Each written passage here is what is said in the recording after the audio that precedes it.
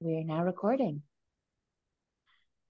Greetings, everyone. Welcome to the monthly Roundtable breakfast, co-sponsored by the Association for Conflict Resolution of Greater New York and the City University of New York Dispute Resolution Center at John Jay College of Criminal Justice. I'm Maria Volpe. I'm a professor at John Jay, where I teach conflict resolution courses and direct the dispute resolution program.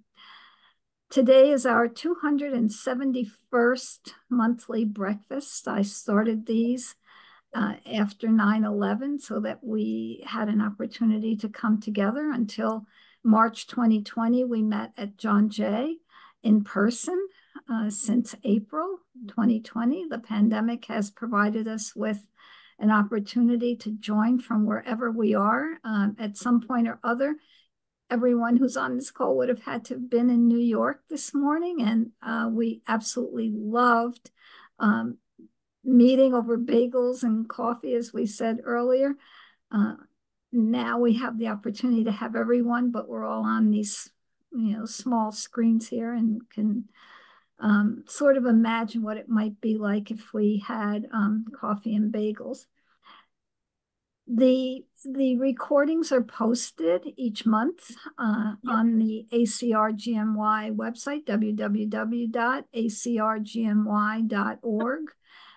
And as soon as the construction of our website at the CUNY Dispute Resolution Center is completed, we will be posting them there as well.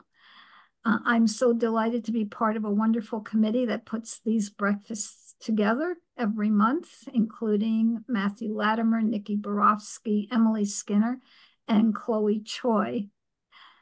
Today, we are so excited to have with us again Camilo Azcarate. Camilo spoke way back when we were in person.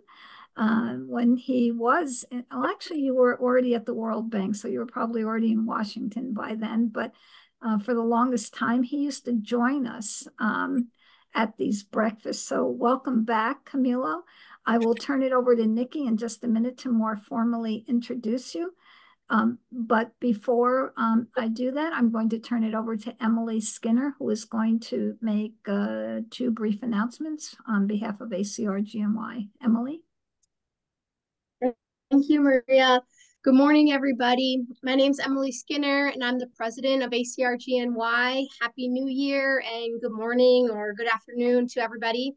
I wanted to invite you all to submit a proposal to our 23rd annual virtual conference sponsored by our annual sponsor, ADR Notable.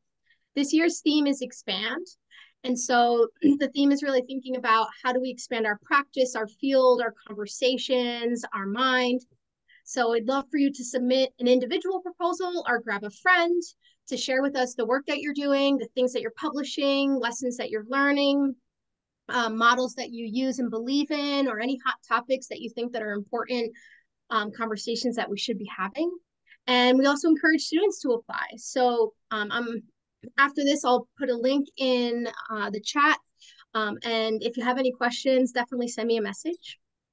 Additionally, we hope that you'll join ACRGNY for our annual kickoff celebration held in person on January 17th this month at 6 p.m. at AAA here in NYC as we reflect on 2023. And at this meeting, we'll be voting for our new members of the board, and we'll also be celebrating our conflict resolution community. And this year's theme is Stories That Unite, Conflict Resolution and the Legacy of Storytellers. And we'll be hosting a story slam, exploring the power of telling your own story and honoring the stories of others in the world. Light refreshments will be served, and so it'll be really great to see people in person. And I'll also put the registration link in the chat below. And I really hope to see everybody again later on this month. Thank you so much, and I'll pass it back to Maria. Emily, just a quick question. Is the annual conference going to be in person or virtual this year? It's going to be virtual. So you don't have to be in the area to submit. You can be from around the globe. Great. Thank you.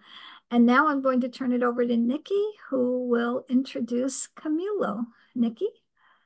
Thank you so much, Maria. Well, Happy New Year, everybody. It is with great pleasure that I introduce today's roundtable breakfast speaker, Camilo Azcarate. We are privileged to start off this new year with a truly global dispute resolution luminary who will engage us on the topic of facilitating psychological safety in teams. With more than 25 years of expertise as an ombuds, mediator, facilitator, trainer, and professor, Camilo brings a wealth of knowledge and practical insights to our forum.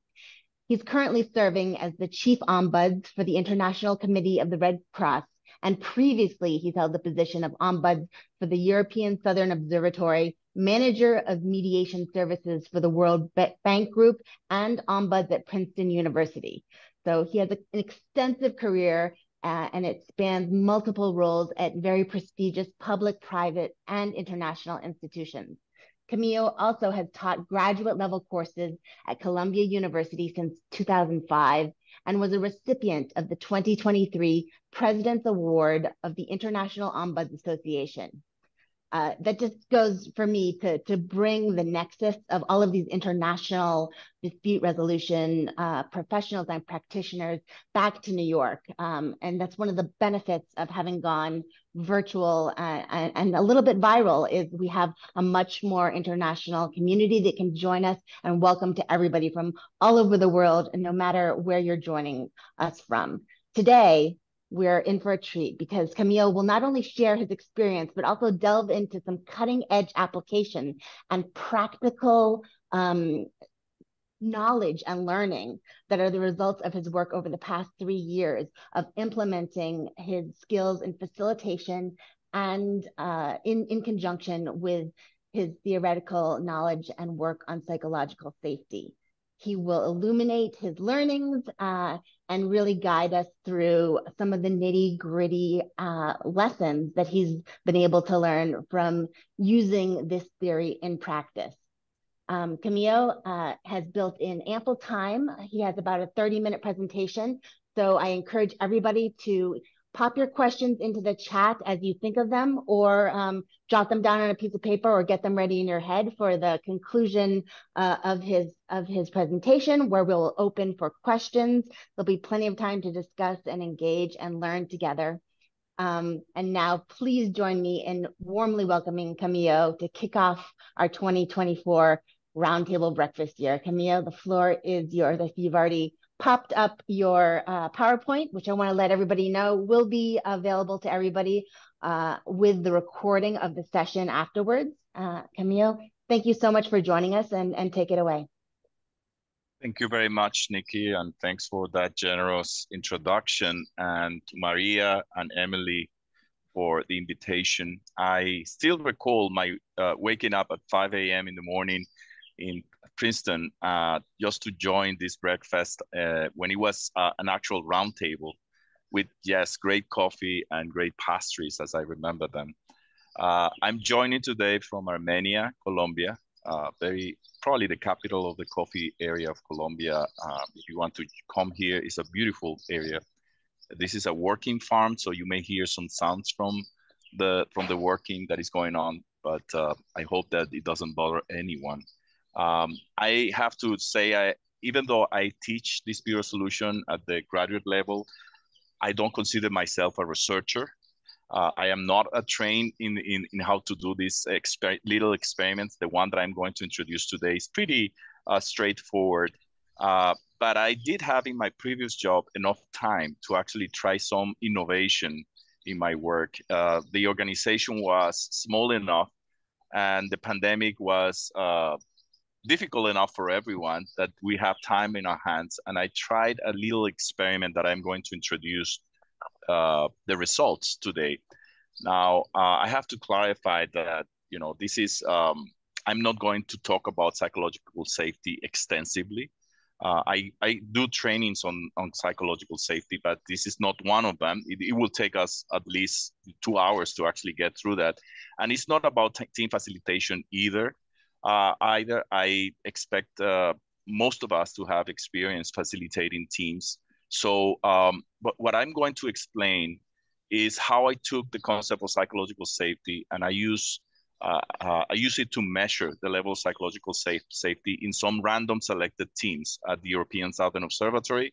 And then I waited, I introduced the concept of team facilitation. We reviewed the results of each group, and then did some recommendations that they implemented themselves. I waited for 6 months, and later I re-measured again, and I will show the results of that experiment. So this is not, I would not say this is an experiment that would qualify for a paper or an academic paper, because that's not what I did. But it did something that, in my point of view, may be useful for practitioners to see the results. Now, I have to recognize first the work of Dr. Donna Hicks and Dr. Amy Edmondson, because they are the ones who actually provided me as a practitioner with the tools to be able to do that. The first person, Donna Hicks, who is a very good friend of mine as well, she's the person who has introduced me in the field of dispute resolution to the concept of human dignity. We used to call it basic human needs, and the work of Herb Kelman and others. And this is the basic philosophy that I use in my work as a mediator and as an ombuds person. And so I will start there very briefly, because it is very important to connect this work of psychological safety with human dignity. So based on the work of Donna, she defines human dignity, at the inherent sense of value and vulnerability that we have. And she goes to a great length to make sure we understand, reading the books that she's written about this subject, that this is the result of our evolutionary process. So, we are dignified because we evolved to be dignified. And humanitarian law, of which ICRC is one of the protectors, citizens' rights, and in general human rights, only recognize this reality. I consider, and I keep insisting, that as ombuds, we are agents of human dignity in organizations. That's one of our most important roles, if not the most important. So dignity, she says, manifests itself in different elements that complement each other. And she also adds this component of vulnerability, because we are inherently dignified, but also vulnerable. Most of the dignity violations result from temptations that to protect and promote our own dignity in ways that threaten or violate the dignity of others. I will just mention these elements very quickly, because you can look them up in any of her work. These are the 10 elements that she describes in her book, Dignity.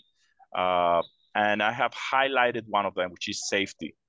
The reason why I do that is because whenever we talk about this concept of human dignity in the workplace, safety always comes up. This is my experience as well as hers.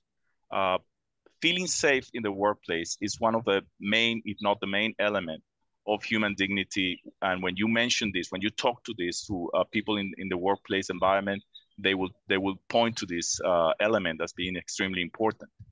Even though all the 10 elements of dignity complement each other, it's very difficult to actually separate one from the other, but safety is the one that I'm going to concentrate today. Now, in terms of the temptations, these are the temptations that she has identified, that Donna has identified, as our attempts to protect our dignity actually backfired. So these are the reasons why we may end up violating our own dignity or the dignity of other people when we are trying actually to protect it, which is the paradox behind these temptations. And I have highlighted them because I believe all of them are connected to safety, and security. We try to, deflect blaming all the time to protect our dignity. We try to shrink responsibilities, and all of this has to do with how safe we feel in our work, and especially in our team with which we work on a daily basis. Okay, so Having said that about the foundations, the safe philosophy foundations of my work, I would go to define what is psychological safety. So this is the definition coming straight from Dr. Edmondson's book. I highly recommend, The Fearless Organization is the name of the book. So she defines psychological safety as the belief that one will not be punished, excluded, or humiliated for disagreeing with others, for asking questions, proposing ideas, raising concerns, or admitting mistakes. In other words, it's the belief that our work environment is safe for interpersonal risk-taking. And I have observed that this is a team-level phenomenon. She also says that if you measure the psychological safety in an entire organization, you'll get an average, which is valuable. However, this data and this measurement is important when you do it at the team level. So this is a team level phenomenon that emerges from team dynamics, and it may vary widely between teams in the same organization. I actually will show how this variation is a reality. What are the benefits of psychological safety? So the first benefit, and the one that has been replicated by many other researchers, including the work of Google on the Aristotle project, which you can also check it out, is that teams with high levels of psychological safety are able to learn faster. And in today's work, we require good judgment, coping with uncertainty, creativity, effective communication and coordination. And in this type of work, voice is critical for process improvement and innovation. And these are some of the research that has corroborated the work of Dr. Edmondson on this area. How this happens is that when high levels of psychological safety increase the capacity of teams to learn from their mistake, first of all, to identify them, to put them in the open, and then learn from them, which leads to faster quality process improvement. It also reduces the workarounds that we do when we feel we have a system that is not working for some reason, and we don't feel that we can change that system. Maybe we're not getting enough information, maybe we're not getting enough supplies, but instead of addressing this problem with the system, we will work around it because we don't feel safe to address the problem, and we will probably get every time we need it, the information or the resources that we need, and we solve the short-term problem, but we don't fix the system. So these workarounds are reduced when you have high levels of psychological safety. There's also more willingness to share ideas, even those ideas that people are not entirely sure are good, but they feel safe enough to actually take the risk of others maybe pointing to the negative side of an idea because they feel safe in that environment. The second benefit is the high level of individual engagement. This is a concept that is better known, I think, for most of us. This is the extent that employees feel passionate about their job and committed to an organization. And we know also from research that is a proxy for the willingness to put discretionary efforts into the job. The third benefit that has been correlated with the psychological safety include the increased capacity of improve the capacity of performance for virtual teams and for addressing any kind of conflict, regardless of whether the team is virtual or not. Conflict is better managed in teams that have high levels of psychological safety, and also increase the synergy of diverse views in a team. Last benefit coming from the project Aristotle is that psychological safety acts as a promoter of other elements of team effectiveness, including dependability, structure and clarity, meaning and impact. So this is just a brief summary of psychological safety and its benefit. How do you measure psychological safety? There are different questionnaires that they use, but this is the one that I found is mostly used. And I wanted to use the one that was more common so that I can compare with other people doing the same thing. So this is a survey that comes in a Likert scale from strongly agree to strongly disagree. And as you can tell, some of the questions are asked in the positive and some on the negative. And this is on purpose so that people will not just click down one of the columns. It forces people to jump between columns and increase the quality of the data. So the first area is about what happens when there's a mistake. You know, do people hide mistakes or not? Do people talk about them or not? What do they believe is going to happen if they recognize that they have made a mistake? The second question is about bringing up problems and tough issues. Do they feel that they can talk about those or not? Whether people feel that people who are different are rejected by others or not, whether they feel that they can take risks, whether it is difficult to ask for help or not, whether they feel that others are or not undermining their efforts, and finally, whether they feel their unique skills and talents are valued and utilized. How can we interpret these psychological safety results? So this is a quote from a group, a consulting group that does a lot of these measurements.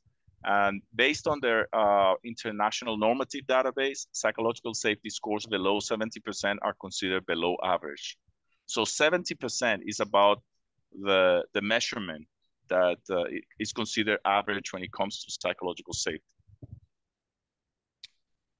So I'm going just to show one of the sample teams. The first sample team that I measured, this one was the highest that I measured. This team was composed of scientists and engineers working for the organization. You can see it was extremely high. It was 11% above the average. They particularly felt very good about the ability to asking others for help. The lowest was the communication of problems and tough issues. I found that some of these questions came up higher than the others. And you know, there was consistency more or less in which questions were high and which questions were low, although you know there was variation. But question number 1 and 2, they tended to be on the lower side, while question number 3 and 5 were on the higher side. So 1, 2, and 4 were most of the time the lowest rated of all of the questions. So this is an example of how I presented the results to the group. And this is the initial measurement to the 19 groups that I measured. As you can see, they're all over the place. The last column is the average, which is so interesting because it's almost 70% as predicted. But you could see the variance. So the group that I was showing is group number 8 here on the burgundy color. That was 81. And there was a group with 57. Now, since then, I have measured some groups that are even below that. But the good thing to know about this is that the initial 10 groups were selected randomly.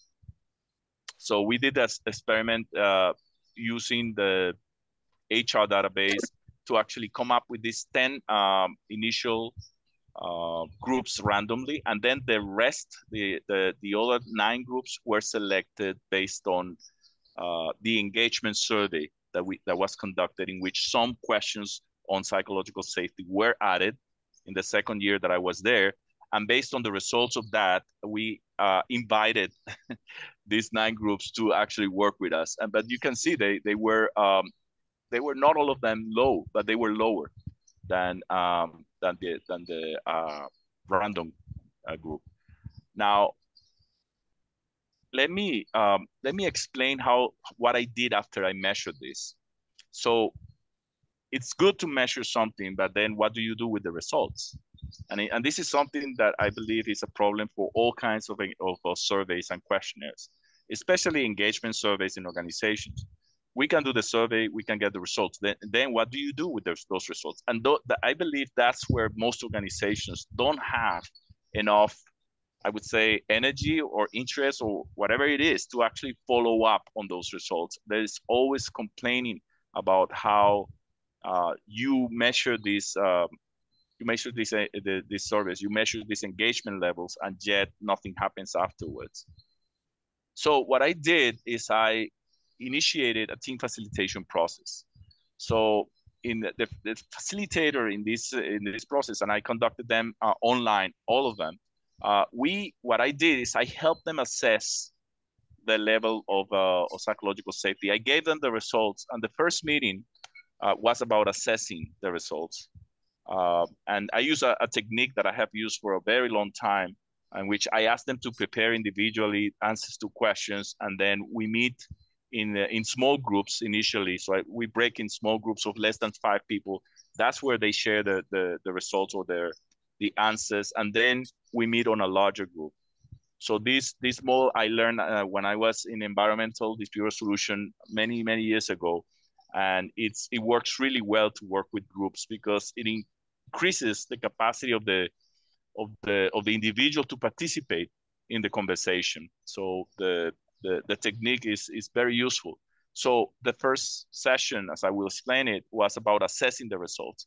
The second session was about creating a vision for the future level of psychological safety in the teams. And the third session was about creating recommendations to bridge the gap between the current situation and the vision.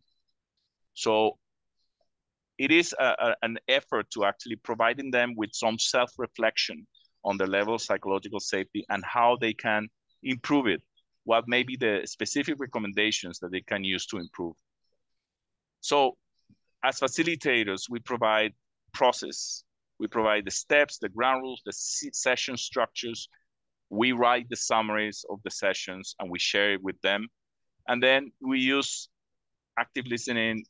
We ask questions, we summarize during those, but it is a very light touch compared with mediation. So as a facilitator, you do most of the work before the session, and during the session, it's very light touch. You are intervening not as much as a mediator, and at the end you're summarizing. I would say it's a process that is not as intrusive or as active, let's say, as mediation can be. It's more you are helping the group to have productive discussions about the issues. So to summarize the steps of this team facilitation process, I conducted the initial measurement.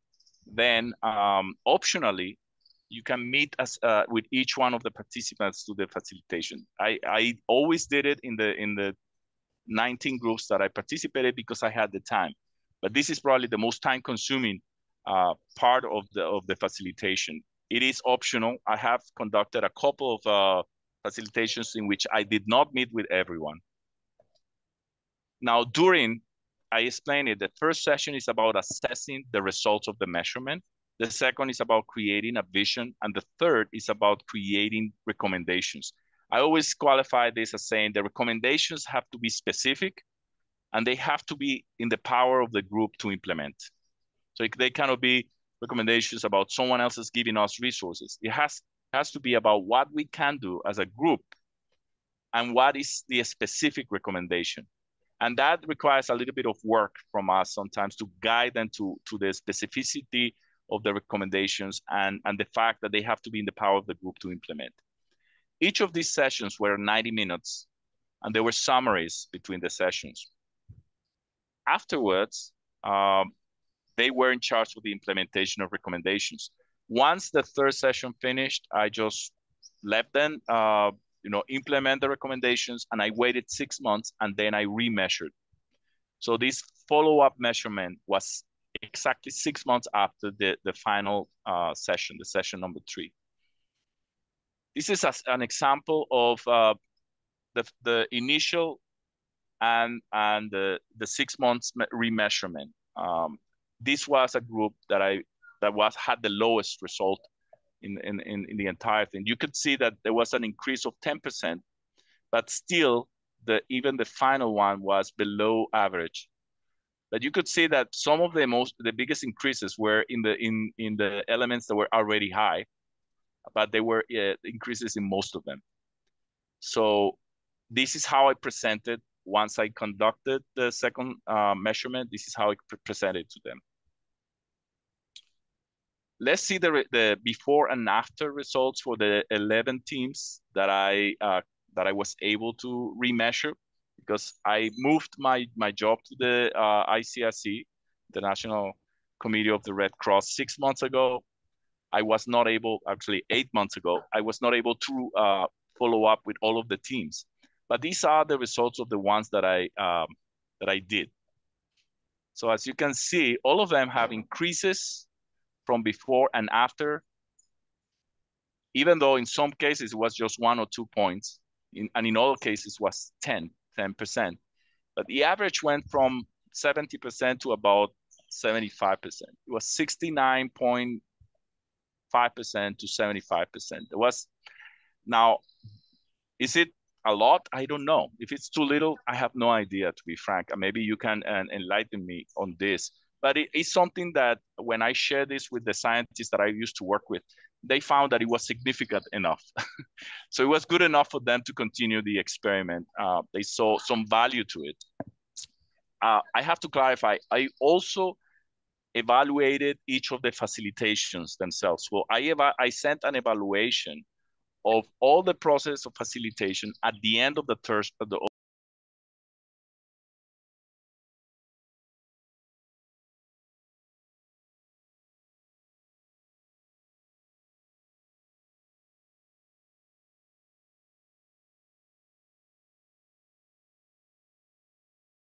my point of view.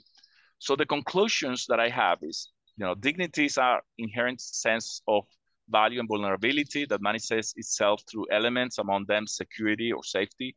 Most dignity violations result from temptations to protect and promote our own dignity, among others, shrinking responsibility, not assuming our own mistakes, not speaking up. Psychological safety is a dignity element consistent of the belief that we are safe from negative consequences when we make ourselves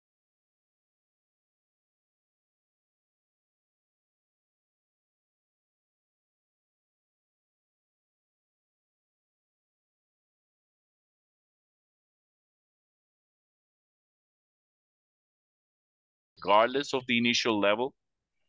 And this can be achieved using steps and skills that allow team members to assess results, create a vision and recommendations to improve it. So that is my presentation. Now we can go to the questions.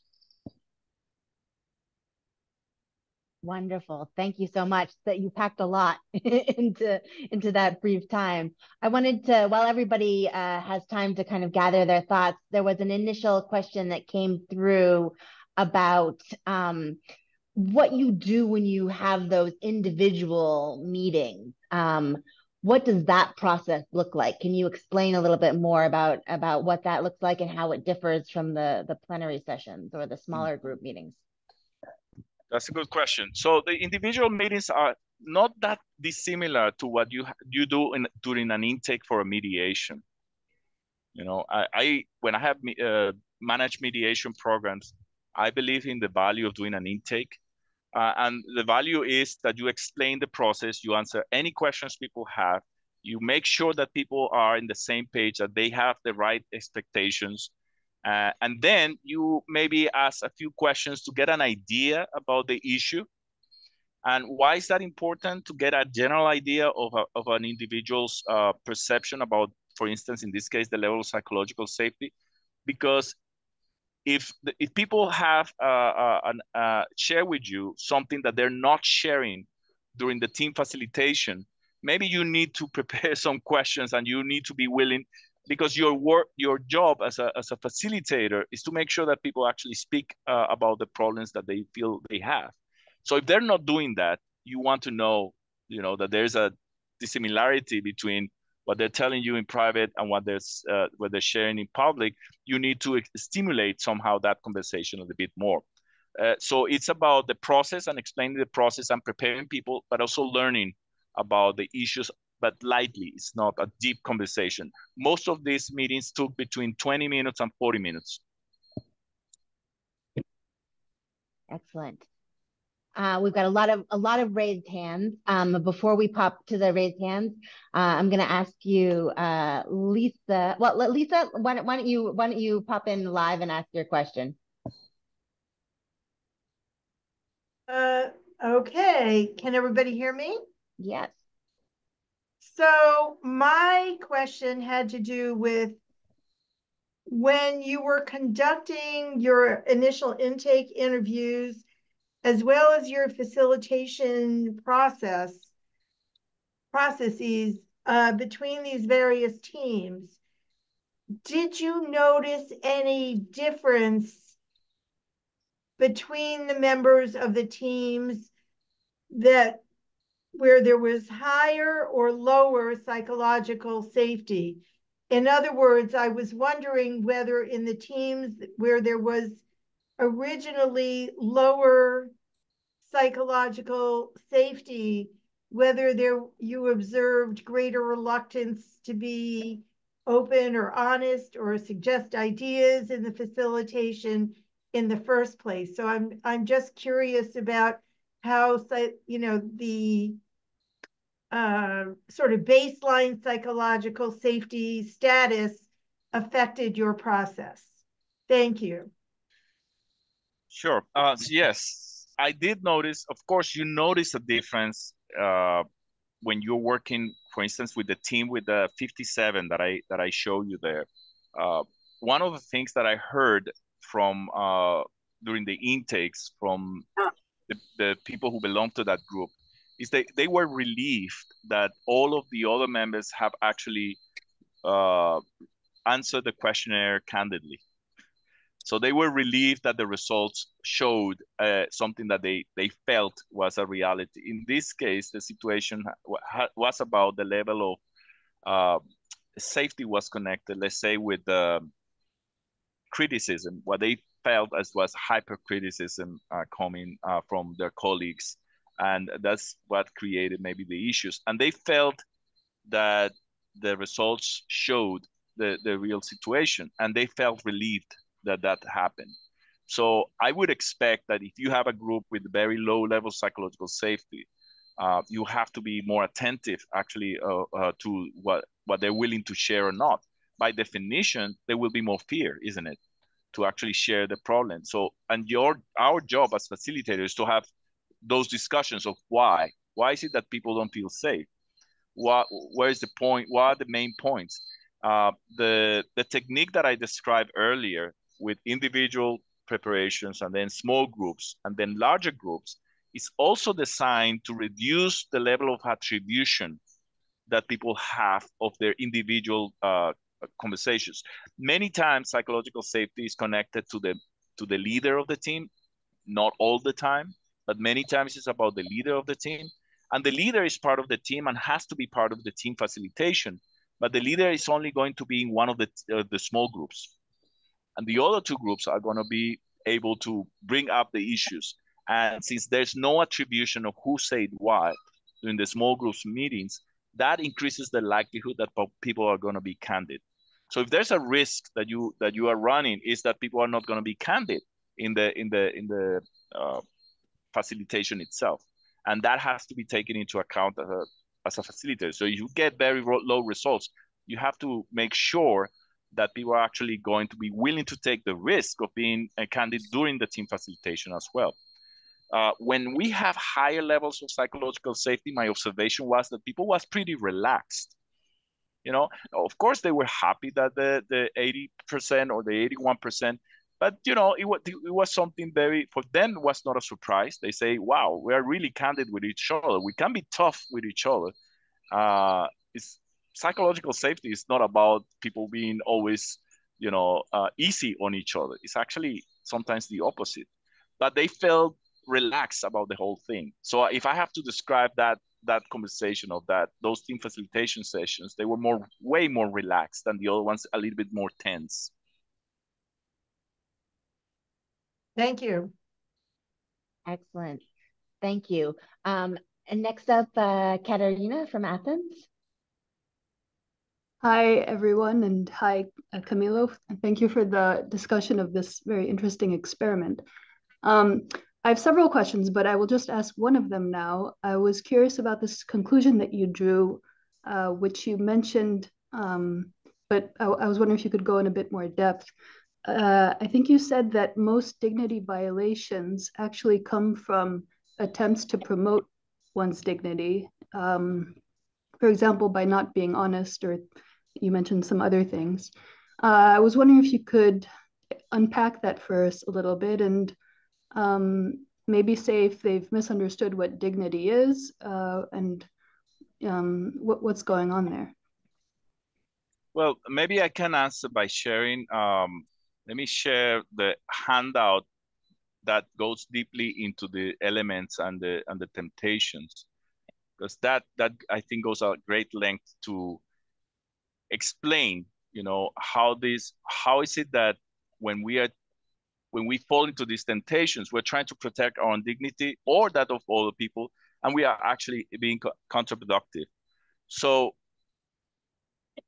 when we are, for instance, concerned about our psychological safety, if we believe it's not safe, for instance, to admit mistake, we are very likely to shrink responsibility. We're likely to hide our mistakes. We're likely to be on the defensive for every comment, that anyone does. If people give us feedback, we are very likely to overreact to that feedback. So some of these temptations, for instance, resisting feedback from others, or shrinking responsibility, or trying to save face. Many of these temptations come from our attempt to protect our safety that actually creates less safety, because when we look around and if we believe that everyone is on the defensive, then we adapt our expectations of what is going on with the team. We may feel less safe we will feel less safe in a defensive environment. So if we see these behaviors happening around us, people shrinking responsibility, people resisting feedback, people blaming others all the time to deflect their guilt, etc., then the level of psychological safety as a whole is going to be impacted. We read our social environment all the time, and we make decisions based on that. We get socialized into a team, and the level of psychological safety of that team pretty much very early. We're very good at this, at measuring, and we have like a social sonar to understand. And actually, I believe that entire organizations, the culture of many organizations, are characterized by low levels of psychological safety or high levels of psychological safety. I don't want to get into details, but I have worked in both kind of an environment. And you can feel the difference, and it is a cultural difference. It's an organizational cultural difference. Thank you very much. Thank you. Nick Rigby, would you like to ask your question? Yeah, so it's Nick Rigby from London. Hopefully you can hear me okay. Yeah. I'm interested in applying this. I can see exactly where this is coming from and how useful it is, but also interested in applying it to a classic problem that one meets in dispute resolution, which is where your team is sitting there, they're sort of happily participating, asking questions, maybe proposing solutions, and the other side are all just sat there. They may be looking at one member of the team, like the lead lawyer that said, all discussion must come through me. And so I can see first important step is to make sure that one's own team have a high level of psychological safety, because that will then encourage possibly the other side to do the same. But really interested in any other ideas as to how you can encourage, other than through your more formal processes, others to adopt a higher level of psychological safety in that type of environment. Well, in reality, people hold a lot of myths about what makes people tick and what makes groups very efficient. And I think we still have this mythology of control and fear being big motivators of performance, and a lot of leaders use it consciously or unconsciously as a way of making decisions about how they behave, for instance, in meetings. And I think that in all of these facilitations that I mentioned, I did conduct a training in psychological safety after I did the first measurement. So I introduced them to the concept of psychological safety. We didn't get straight into the team facilitation. That was probably a step that I didn't explain there. But once I measure, I wanted to do this after I measured. I didn't want to for that to impact the measurement. And I did the 90 minutes training in in psychological safety to the team. And during that training, I introduced the results. So one of the slides that you saw today, they were part of that training for that team. And I said, these are your results. And so there was a little bit of openness for them to have the discussion on the team during the team facilitation. Remember that the first 10 groups were selected randomly, and the next ones were selected because of the results of the engagement survey. So I guess in the first 10 teams, I asked them to help me do this exercise, and the other ones, I was actually helping them to increase their level of psychological safety. But yeah, there has to be a willingness. And where does that come from? Well, it comes from different places. My experience is most of these teams reach the point in which they believe they need team facilitation, many times because someone is telling them from higher ups. You know, a common way that team facilitation happens is in the case of Ombuds, someone comes to us, one or two members of the team come to us, and they say, we have a climate issue, we have a trust issue. By the way, we used to use all these names for problems that now we call psychological safety. That's why I describe psychological safety as a problem that has a name that we can point and measure now. Before we didn't have that. And people came to us and they had these problems, they have these climate issues. And then we went sometimes to the manager or to the manager's managers, and they say, well, maybe we can do this. And we conducted the team facilitations. But sometimes they rejected those ideas. They say, oh, you have one or two troublemakers. We don't have a problem, really. We have a couple of people who are dissatisfied. And before this concept was introduced and the survey introduced to us, we didn't have any way to measure this. Now we can do, okay, if this is just a matter of one or two people of the 20 people in your team, we will know that if we measure the level of psychological safety. And so this questionnaire give us as practitioners a tool that we didn't have before. In my case, I didn't know about this until 3 years ago, when I started doing the research on this area. And it is like a blessing for a practitioner to be able to point to data about the level of psychological safety. But people have to be, I would say, at least open to this process in order for it to work. Great. Thank you. I wanted to just combine and synthesize a couple of the other questions that have come through the chat to really kind of ask a little bit about what the catalyst was for you for working with these teams, how the teams were selected, and I'm sorry for the compound question, but and what value you think came with being an outside facilitator as opposed to somebody facilitating within the organization, say from an ombuds position or HR. Thank you, Nikki. Nick, can you repeat the first part? What was the catalysis for working with the group? Yeah, what was the catalyst? What made you want to go out and conduct this this experiment? What was your insight that piqued your interest? Well, the reason why I proposed this experiments, which I proposed to the leadership of the organization, was based on my first year as the inaugural ombuds of this organization. So it was an organization with more than 60 years of existence. They had never had an ombuds before. And I worked in the first year, I found out that the cases that I was hearing, the people were coming to me and talking in ways that saying, I don't feel safe in my group. My group is, scientists, as you know, can be pretty tough with each other, and sometimes in a way that is not very productive. And so there was a lot of that in my cases. So the cases were about, okay, how can I work well in this team? How can I give more of what I know to this team? So I started doing a lot of research, and then I bumped into the concept of psychological safety, and I bought the book. This was early in the pandemic. I bought the book. I produced my first report like around March of 2020. And then I started that summer, which was actually winter where I was in Chile. I started doing the research. And then the idea came out, okay, how do we know if this is a real problem or not in this organization?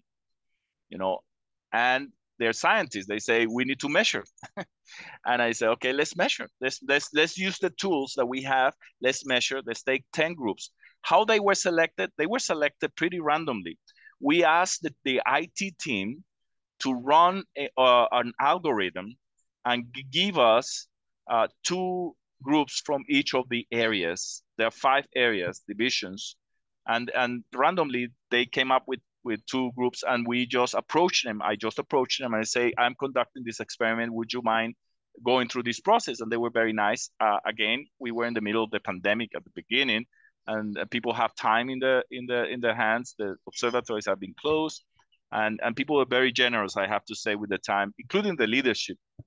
They were very generous with this, and I believe they benefited from conducting this. Even the group that was 81, the higher level, it went to 87 in the second measurement. So there was an improvement even in the groups that have high levels of psychological safety. I learned, I think 2 things that I learned is doing this is useful, and the second thing that I learned is it's time consuming. So it's not going to be easy to do this on a massive scale. And if you don't have the time, you'll have to invest it. Whether this investment is worth it, I will leave it to others. Is 5% increase in psychological safety doing this team facilitation worth it? I believe it is. And based on the research by Google and others, if a team improves their level of psychological safety, it's going to improve its effectiveness. But the process is time consuming. You have to have the time to invest in this process, because especially the preparation and the initial meetings take a lot of time. Now, regarding the value of being someone from outside or from inside, I wouldn't know how to answer that. I believe that as an insider, you have a little bit more understanding of the culture of the organization that sometimes as an outsider. But I don't think it should make a huge difference. I have worked also as a consultant I have conducted team facilitations and mediations, and as an ombuds consultant as well.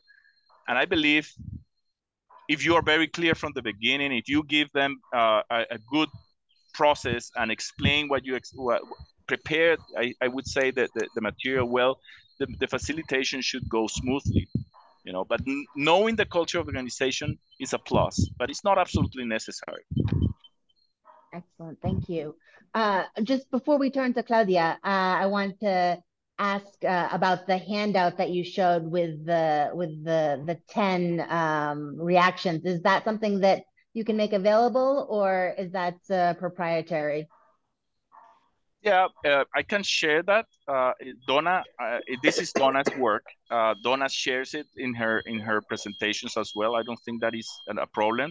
What you saw there is the summary that we have prepared. I can also share hers, her handouts. It's just 2 pages. I would just ask if you're going to use it to recognize Donna's work, because it's her work, and we should recognize every time we use other people's work. But yeah, it can be shared. Wonderful. We are about dignity here, so I think it's just proper to give proper due respect and acknowledgement to the research that Donna's done. Claudia, would you like to unmute and ask your question now? Yes, thank you, Nikki, and thank you very much, Camilo, for this really interesting presentation.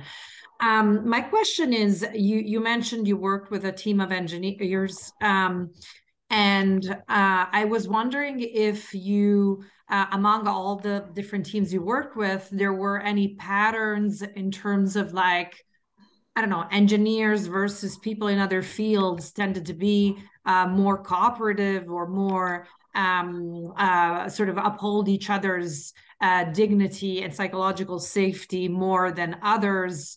Sort of like, yeah, and if there's any a lesson that we can draw from that. Thank you. Oh, you're welcome. Well, I would say that the teams that I work with were, yes, scientists, astronomers, and engineers, and most of the group were a mix of the two of them. So they are working to make these telescopes and to make them all the discoveries that we have seen out there, including the black hole picture that we had 5 years ago. That picture was made by, at least half of it was made by these engineers and scientists who, it's an amazing job. If you ever go to Chile, try to visit those observatories. They have, I think on Saturdays, they give this ability for the public to go. It's an incredible work that they do. But they are pretty much about the data, isn't it? You know, so in their case, for instance, I was surprised because I am not a trained researcher. They wanted to know the level of uncertainty of the results, and they wanted to know. Okay, so you're telling me 80%, but it's what the level of uncertainty. So I added the level of uncertainty. If you remember in the presentation, I added the level of uncertainty of the results below because it was important for them. But then the other pointed, oh, it's a very small sample, so it doesn't matter. I did not understand any of that language, but it was very important for them to know that the results were, something they could trust. Now, whether there was higher level or lower level of psychological state, I wouldn't say that. There's always a variety of personalities, and in this, and some people are more people oriented than others. Others are about the work and the machines and all that. But in general, I think that they found it extremely useful to talk about this because it's something that doesn't come up naturally in their conversations. They talk all the time about their work, and how they're going to make this machine better or whatever. And self-reflection is, and I have to say, this is probably for most groups, self-reflection is not something that happens naturally. So the fact that they're doing this self-reflection and this pedagogy of how they work together they find it very useful. And it came out in the evaluations of the facilitation. So when I evaluated the facilitation, it was pretty positive. They said, yeah, I had an opportunity to talk about things that matter to me. And I heard very useful things that I learned from our interactions. So yeah, they found it useful. And I don't think we'll find a huge difference between engineers and scientists and others when it comes to this. I think most of us, including dispute resolution professionals, would benefit a lot from being a little bit more self-reflective when we work in a team. Thank you. Just dovetailing on that response a little bit, there was a question also about how you think the framework applies and works to individuals who are neurodivergent and who might be on the autism spectrum. Have you noticed, or do you have any insight into using this kind of an approach with their participation in a team, or other individuals where there might be if you don't have experience on that particularly, perhaps where there's really great power imbalance on a team? Well, one of the objectives of team facilitation as well as mediation is to balance the power that is outside of the table by giving people the same opportunity to speak up. Now, whether they take it or not, that's different, but the format that I explained increases the likelihood that people who are not willing to speak up will speak up. I have no experience with the neurodivergent. I wouldn't measure that on the participants, but clearly, in general, I would say people will concentrate mostly on the data. It's very important for them to know the data, as well as the scientists. It's not a discussion only about opinions, and that is important for a lot of people. Because it's very easy to frame or create a narrative about the issues that are going on with a team. Oh, it's just a couple of people who are troublemakers. It's just a couple of people. And when you measure and show that data to them, it's not just about that. They understand that this is an average and it is valid. Excellent. Thank you. Andrew, are you able to ask your question? I think so. Can you hear me? Are you able to hear me? Hi, Camilo. It's Andrew. Good to see you. Hi, Andrew.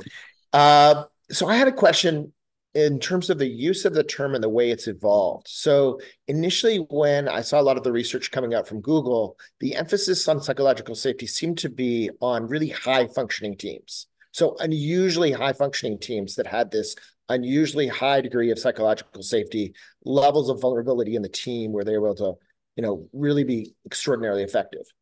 But more recently, I've heard more and more, and certainly in our work as ombuds, right, the emphasis being on, an intervention towards toxic groups where the psychological safety is really low, rather than, right, an emphasis on, no, this is psychological safety is really important for your average group, right? That really some of the key benefits of psychological safety don't really kick in until the group is really operating at an extremely high level of psychological safety. And so I wonder if that has come up at all, right, in your work and sort of just the way psychological safety is framed and who this training is and this who is it for, right? Is it seen as something that's really valuable for your every group, right? Or is it more seen as an intervention for particularly toxic environments? Well, I believe that it is useful for both. I mean, clearly the Aristotle project that Google found out, they found out that the groups that were stars, had very high levels of psychological safety. But I based on my almost 30 years of experience, I believe that when people talk about toxicity, they are talking always, not just about, but always about psychological safety. I have yet to know a toxic group in which people feel safe. Maybe there is one, but I have not known it. I believe that toxicity, when people talk about toxicity, one of the elements is the lack of safety. And why is it lack of safety toxic? Because our brain has been designed to react defensively and to stress around lack of safety. Our brain is a machine that is designed to increase our safety, increase our chances of survival. So when our brain believes that we're not safe, it kicks out all these defensive mechanisms, both mental and physical, that are going to create toxicity, that are going to have impact on the health of individuals. So I think the reason we react so negatively to lack of safety is because as I said, we are dignified beings. We thrive to be safe. We try to be in social environments in which we're safe. If we don't feel safe in our social environment, for our brain, this is a matter of life and death. Because as social animals, we evolved in groups. If we were kicked out of a group, for instance, if we were treated unfairly, that could be the initial step of being kicked out of a group, and that meant death, for us. So for our brain, this is a matter of survival. Feeling safe in a group is a matter of survival. And this is the reason why we look for that with so much emphasis. And when we don't feel that we have it, we get stressed and we become, the whole situation becomes toxic. So I have to say that when you are working with the grain of human dignity, if we can say it in this way, it's like working as a carpenter with the grain of the wood. Everything is going to go smoother that you try to work against the grain of human dignity. Things are not going to work so well, either because the group becomes toxic or because it's not as effective as it could be, or high performance as it could be. Human beings react positively to their dignity being protected and honored and promoted. And they react negatively when it doesn't happen. It can become very dysfunctional at every single level, not just in teams, in entire organizations and entire societies, when dignity is not being honored, protected, and promoted.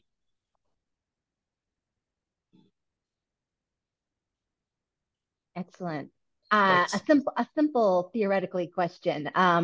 What size of groups are you working with? So the sizes of these groups, I think that the smallest one was about 8 team members. There was most of the groups between 8 and 20. Those were the groups. And by the way, when I said about a team, it was not about an organigram. It was the people who were working day in and day out with each other. So for me, it was important that when we were defining teams, we were talking about people who work together on a daily basis or at least a weekly basis. There was an outlier, which was not part of the 11 that I showed, which was 57 people in one of the observatories. That was the exception. But for that team, we have to create a task force of 25 people who actually volunteered to be the ones conducting the team facilitation. I just could not do this with 57 people.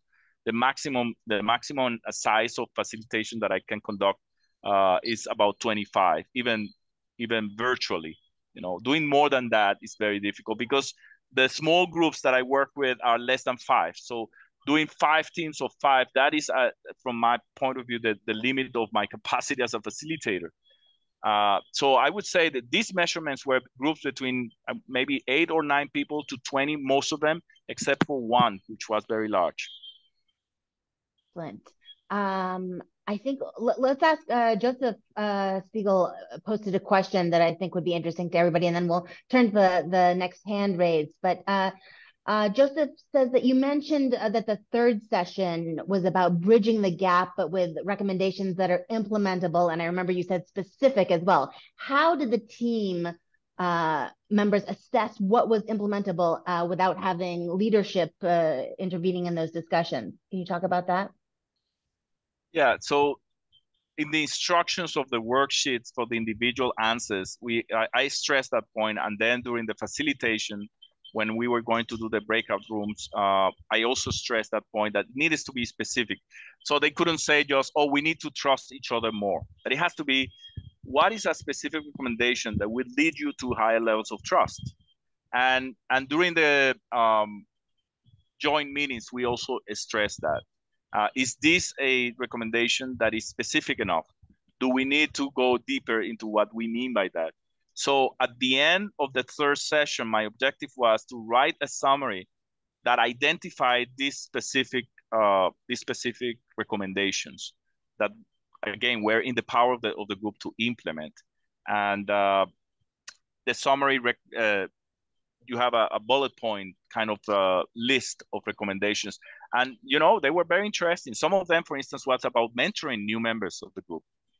I have to say maybe 4 or 5 of the teams that I work with, they said, you know what, we need to do a better job about, the newcomers coming in and we introducing them.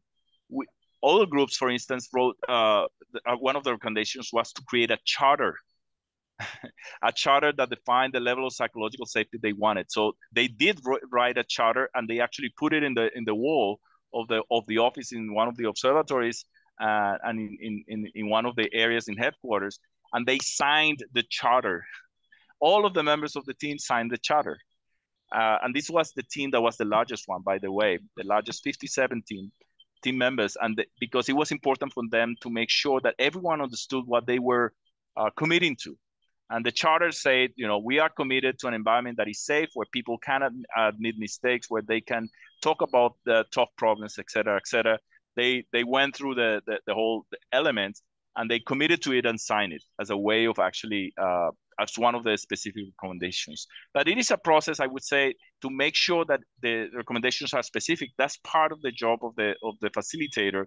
If you hear something that is too general, to ask people, say, so you're saying that you want a higher level of help from your colleagues. What does that mean? What is specifically are you willing to recommend to the team so that you get more help, for instance? And that requires a little bit of work during that third session. Excellent. Thank you. Melton, would you like to unmute and ask your question? Sorry if I mispronounced your name. Please correct. Great, Nikki. Thank you so much. Camilo, thank you so much. It has been very informative and interesting. My question, actually, I have multiple, but I'll focus on one. Was there any way that was in this research conducted that you guys were able to figure out what was the participants' initial way of responding to this, or initial psychological safety before getting affected by the organizational culture? Meaning those 10 temptations, in my mind, I'm thinking that probably they are formed from childhood, from past, their personality types and so on. and how does affect in combination with the culture of the organization, and how was there any way that you were able to assess that portion? Thank you. So to answer the question of whether I assessed the, say, individual level before, I was not able to do that, and I didn't do it. However, it's very clear that, for instance, national culture had a lot to do with your initial approach to psychological safety. I'm convinced of that. For instance, one of the, and I follow and I teach actually this area following Hofstede's dimensions of national culture, the differences that exist between different cultures. One of them is power distance. And as you may know, those of you who know this power distance model is, power distance is the level that people without power in any social group are willing to admit what would be considered abuse of power in other groups. You know, and power distance varies a lot. In this case, I was working with people from Latin America and from Europe, and there are high level. There are differences between the levels of power distance in those two cultures. There's high level of power distance in a Latin American culture than in the average European culture, although not all of them, because Europe is not as, I would say, homogeneous as Latin America may be in this area. You have countries with higher power distance like France, and you have powers with much lower power distance like Sweden. You know, they may be very different from each other, but in general, we can assure that in Europe has maybe lower levels of power distance. How does power distance impact the level of psychological safety? I think that if you have been in grown up, socialized in a culture with high level of power distance, you're going to have a harder time speaking up your mind, especially to power. You know, you are going to be a little bit more defensive. So I believe that if you're working with people from a culture that has high level of power distance, you have to work hard as a facilitator to make sure that people feel safe enough. And in this, the intakes that I was talking earlier, the individual meetings can play a role, you know. And also another factor in cultural differences is sometimes in some cultures, people trust processes, and in other cultures, people trust most the individuals that they're working with. And yes, the process is designed to be safe or be as safe as possible. The nominal group technique that I was explaining earlier is designed to decrease to increase the capacity of people to speak up and to participate, but also as an individual team facilitator, you during the intake, you also explain your commitment to actually making this work for everyone, and the fact that it's going to be safe, that people, you know, are committed not to retaliate against anyone just because they have an opinion, etc. And you may clarify this a little bit more if you're working in a culture that is high in power distance. The other aspect is personality. Some people are more willing to speak up than others. But even when you take into consideration personalities and when you could take into consideration national cultures, if you are working in an environment, in a team environment, in a team climate that is not safe, even when you're an outspoken person, you are less likely to speak up. You know, even when you are from a low power distance culture, you are less likely to speak up. You see, so these are variables that influence, and they come together. This is a dynamic system, of course. I teach the class on dynamic systems at Dispute Resolution, and I'm familiar with the concept, of course, of dynamic system. All these factors influence how people behave, their personalities, the culture in which they grew up. But psychological safety is pretty important as a determinant of behavior. That is my personal experience as well as a facilitator. I have been in groups, in work groups in which I didn't feel safe, and I consider myself a self-assured person. And yet, I may think twice before speaking up in that kind of an environment. It's just the natural way that we react for not feeling safe. You know, some people describe working in this time as walking on eggshells. You know, people are being extremely careful, extremely diplomatic about what they say and what they don't say.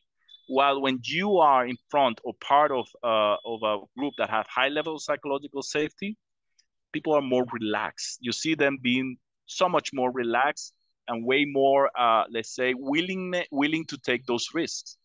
So yeah, it's something that you can notice. And I think all of us have experienced at one time or another in our lives, both of those situations.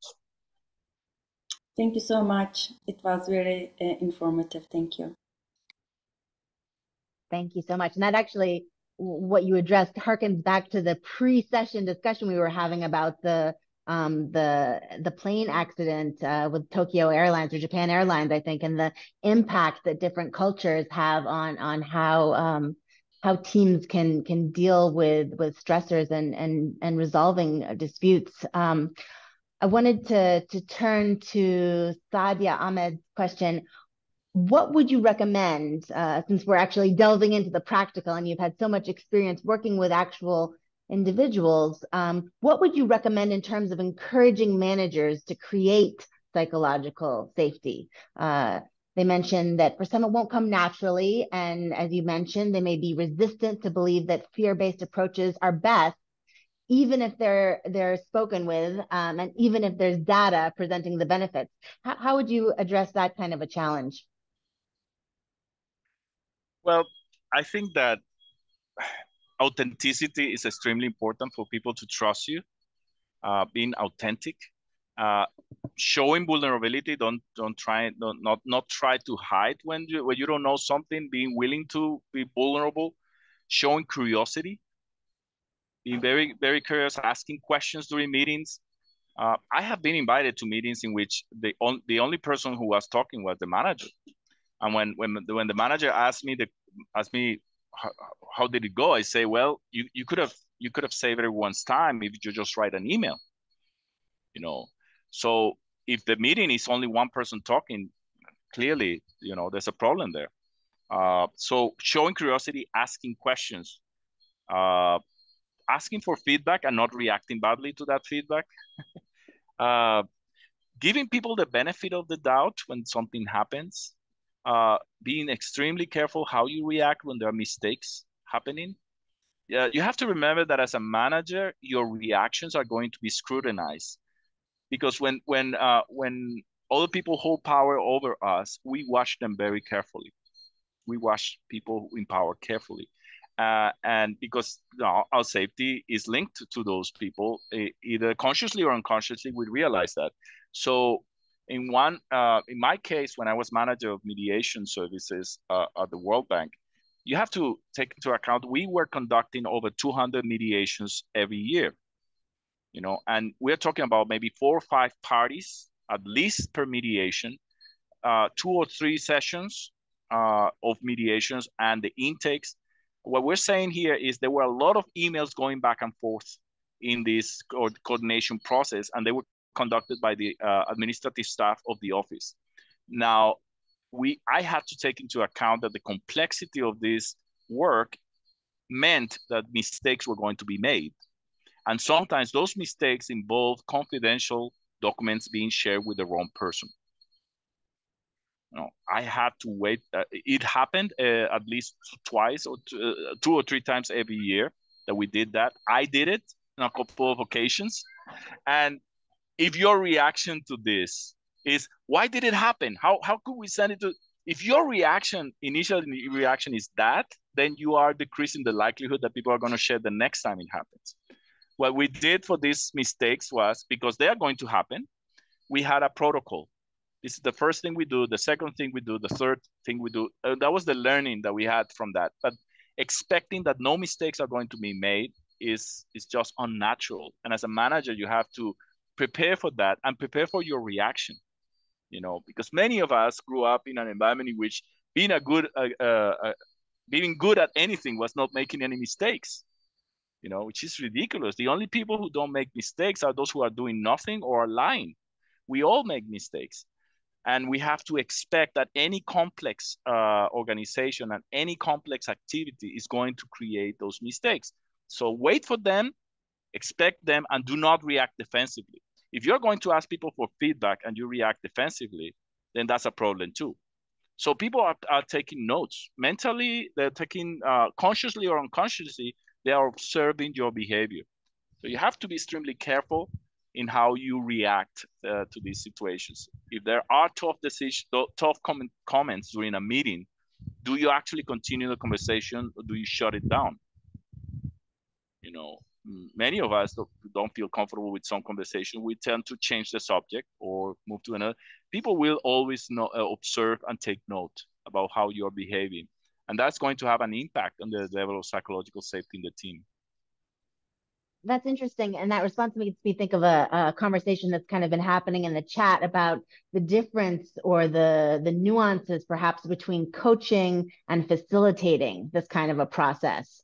I was wondering if you've ever encountered any times when you change your approach as a facilitator, or what your kind of cardinal rules are, if there are any, with instances where you see the process not going as you might have hoped it would go, or in a direction that might be as productive as you originally intended. I have to say it didn't happen during this experiment that I explained it, but it has happened in other facilitations that I have conducted. So facilitations in which we are asked to work with a team who has climate issues, as they were described before. It tended to be about psychological safety.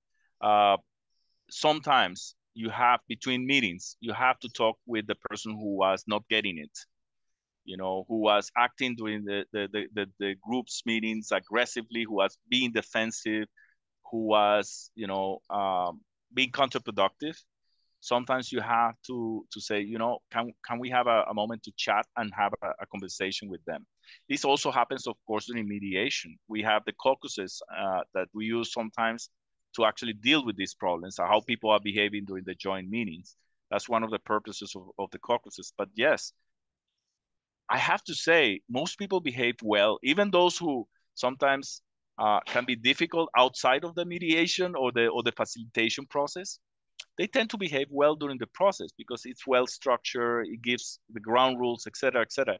But when they don't, yeah, you have to do something about it.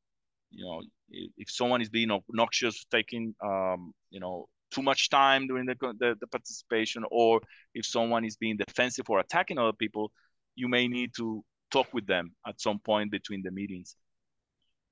Did you notice any trends of difference for engagement or power or toxicity in institutions or in circumstances where there were unions, or did you some of the, or were there differences in the groups that you worked with amongst unionized workers and non-unionized workers, and do you think that had any sort of an impact? There were some unions at this organization, and they appreciated a lot of the work of the ombuds. One of the things that I have heard, that I have seen, is that unions like the existence of an ombuds office because it takes away some of the problems that they otherwise will have to deal with. Instead of negotiating the contract, they have to deal with these interpersonal issues, and we take that load of them sometimes. The same is true about ER, the employment relations area of human resources. So most of the time they are happy that we're there. I have not noticed a difference because the conversation is about a different matter. I haven't seen a difference between unionized and non-unionized members. And in these organizations, there were some unionized and some non-unionized members, especially the people who were working in Chile. They had 3 unions in the observatories, but there was no difference. I think that the conversation naturally goes to something that is not necessarily about contracts or the way the terms of the work itself, but about how we are treating each other. So this is a very interpersonal thing that doesn't necessarily have an influence of whether you're unionized or not. Thank you. We have about 5 minutes left. We've filled up almost all of the time with everybody's questions. There's probably time for maybe 1 or 2 more if people have any last minute questions, or if I haven't represented what you've put in the chat and you want to chime in again. But if that's not the case, Camilo, I wanted to give you an opportunity to share anything that you think would be important for this audience that you haven't had a chance to talk about yet. Well, first thing I wanted to to say, since this is recorded, I wanted to thank the people at the European Southern Observatory to try to giving this a try. You know, and it is not easy to actually for an organization to take a decision of trying something that is being offered to them. But they are scientists and experimenters, so it came natural for them to say, let's give this a try. I have to say, what I learned, the two things, and I already shared this, but I will repeat them. This is useful. This is something that helps groups, even those that already are working at high levels, as was explained earlier about the Aristotle project. This works. Team facilitation increases the level of psychological safety when it's done correctly. At least the way I did it, it does increase the level of psychological safety. On the other hand, this is very time consuming. So if you're going to try this, just make sure that you have the time to do it right, because it takes some time to actually do the documents, do the summaries, do the sessions, etc. I was lucky enough to have the time and to have the audience to conduct this online during the pandemic. Most of the meetings took place between 2020 and 2021 and half of 2022. So that was a bit of luck. But if you are going to do this, if you are going to try this, just make sure that you have the time to do it. It's time consuming. On the other hand, if you follow the process step by step, it's not too complicated, which means from my point of view, team facilitation is easier to conduct than a mediation. In a mediation, sometimes you have to think on your feet. You have to adapt to the needs of the parties very quickly, sometimes dramatically during the session. In team facilitation, it's a little bit easier in the fact that you prepare it. Most of the work is the preparation. And then when the meetings take place, you are pretty much just being like a gatekeeper of the process. It's very light when it comes to that. But I will encourage you to try this. Clearly, the psychological safety has an impact in both reducing the level of toxicity and improving the level of effectiveness of group. There's no question about that. We have enough data from the last 25 years to point to this. Team facilitation can help groups increase the level of psychological safety. Just make sure that you understand the commitment that involves doing this process, because it is an important commitment. I wouldn't do it lightly. I wouldn't do it without taking care, because you're receiving the trust of the members of the team, and you have to I take it very seriously, and I try to follow the steps very carefully so that I don't have a negative impact. I have never heard of a negative impact, but yeah, there is always the possibility of having a negative impact. Always measure also the evaluation. Evaluate your own team facilitation to see whether you need to correct something or not. Sometimes people will give you feedback during that team evaluation, the team facilitation evaluation, that is useful for future action. So yeah, evaluate the process as well as the outcomes. Excellent advice. And again, I look forward to the research that shows the even greater impact. I mean, you showed us the small percentages, but I think there's a lot of other research going on in the real world that shows a small increase in human dignity and psychological trust has an even broader impact throughout the organization and throughout individuals' lives. So can't underscore enough the importance of this work that you're doing. And thank you so much for joining us today. And thank you to everybody for dialing in and for your thoughtful questions. Maria, I want to hand it over to you before we strike the 10 o'clock hour.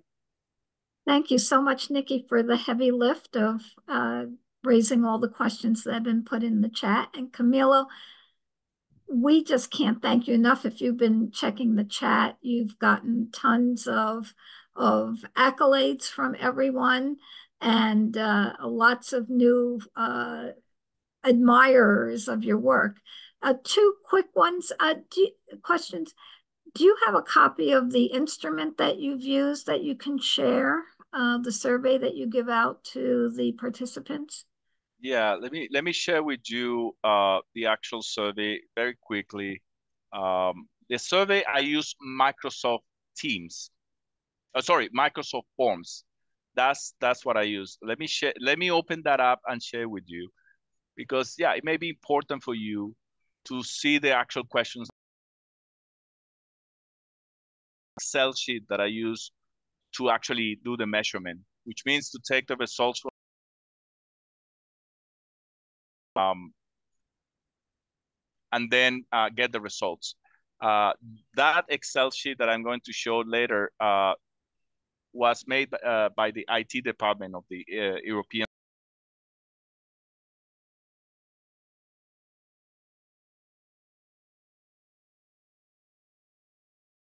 Let me get the one that is in English. Would you be able to, is that something that we can share? The actual survey? Yeah. Yeah, I can send. Let me get the one in English. While you're doing that, the other question is, have you written about your, someone can? I have not academic, but I have not I wish I could pay with maybe with someone who can help me with this. I haven't got the time to do it either. Let me share with you the one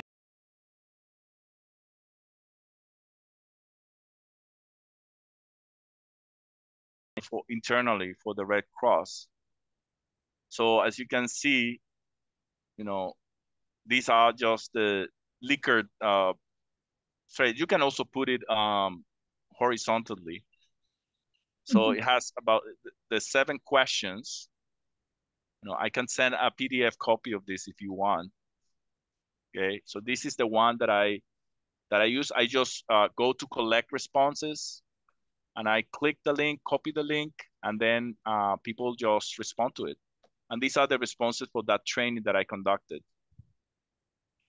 Right. This is not an actual team. This is just a demo for a training. So this is the way it comes out. Then you can get the results on an Excel sheet. And once you get the results on an Excel sheet, you can pop them in the format that I was using. I can share that with you as well. Let me see. One of the requests that we just got in the chat is if you can make the Spanish version available as well. Oh yeah, sure. So this is the Excel sheet that has the results for each one of the questions. And they were nice enough. So what I do is I get the data from the forms. This is the data that comes from the MS forms. I just put it there, and by the magic of the Excel sheet, the results come up. As you can see, the deviations are here. The uncertainty level, for instance, for this question is 4.7. That was important for the scientists. So I had the 4.7 here so that they could get, and I shared these results with them as well. And then at the top of it is the total level of psychological safety. This was the group that I shared earlier. That was 81%. That was the highest one team. And as you can see, you know, there was one person who neither agree or disagree, and there were 2 persons that strongly disagree in this question, and 6 who disagree about how they handle mistake. There was no one disagreeing strongly or agreeing strongly with the fact that it's held against you. So that's a very high level. Sometimes you get, you know, very balanced result that gives you about 60%, 50%. So those were the 2 tools that I used: the MS form that I created and the Excel sheet that I used for the result of the MS form. Thank you so much. On behalf of all of us, this has been a truly informative and stimulating session. It is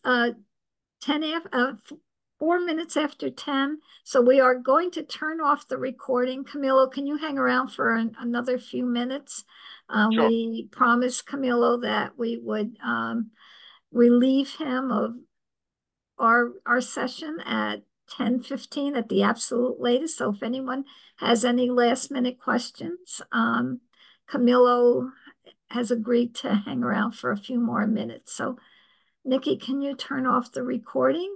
Yes. And we are now in our informal session.